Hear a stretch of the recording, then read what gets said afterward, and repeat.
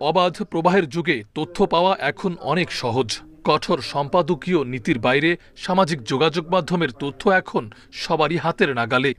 এই সুযোগ কাজে লাগিয়ে স্বার্থ উদ্ধারে সামাজিক যোগাযোগ মাধ্যমে তৎপর হয়ে ওঠে নানা সংগঠিত গোষ্ঠী।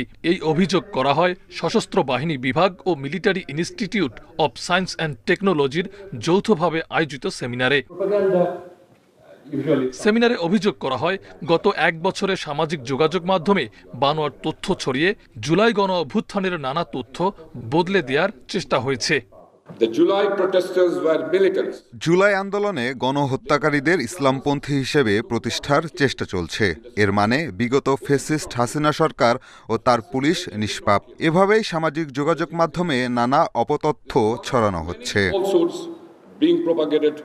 অনুষ্ঠানে সশস্ত্র বাহিনী বিভাগের প্রিন্সিপাল স্টাফ অফিসার জানান, গুজব প্রচারকারীরা মানুষের চিন্তাকে বিকৃত করে তাদের উদ্দেশ্য বাস্তবায়ন করতে চায়। এরা সবার চিন্তাকে বিকৃত করার চেষ্টা করছে, একই সাথে মানুষের জ্ঞানের জগৎকে নিয়ন্ত্রণ করতে চায়। এটি অত্যন্ত বিপজ্জনক। দেশের স্বাধীন নাগরিক হিসেবে আমরা তা কখনোই মেনে নিতে পারি না।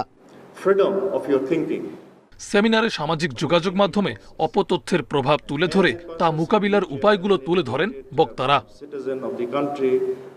মাহফুজার রহমান মিলন, ইন্ডিপেন্ডেন্ট নিউজ, ঢাকা।